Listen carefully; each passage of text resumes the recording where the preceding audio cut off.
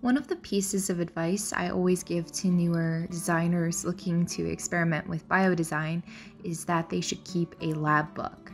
And that's because as you're making experiments, of course you will fail, but sometimes you will find a really good solution. And if you're not writing down your ratios or keeping track of your results, it can be a little bit difficult to remember what you've done and why you've done it. For my thesis, what I did was I created a lab book that also functions as a sketchbook made out of seaweed. I made the cover by taking seaweed and boiling it, and then while it was wet, I stretched it over a frame, let it dry, and then I varnished it over a cardboard hardcover base. One of the things I didn't account for was the shrinkage because the kelp was still slightly damp as I did this. So in the future, I would definitely wait until the kelp fully dries before trying a varnishing project like this, because as it shrunk, it warped the hardcover a little bit.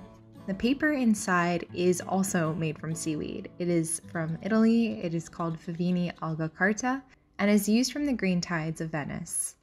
I came across this paper and created a different sketchbook with it for my Venice residency, which you may remember here. I did something very similar for this, where I was pressing different seaweed types that people gave to me from Denmark and seaweed farmers from the Netherlands. But also I decided to combine urban sketching with also my notes on vernacular traditions in this sketchbook. I also made lots of different swatches of some of my experiments and just pasted those in as well with some of my notes on the sides.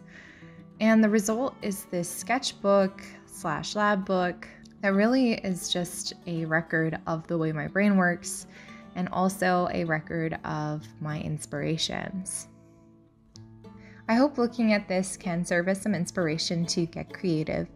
When you're an artist, a lab book doesn't have to be like the lab book we kept in biology class.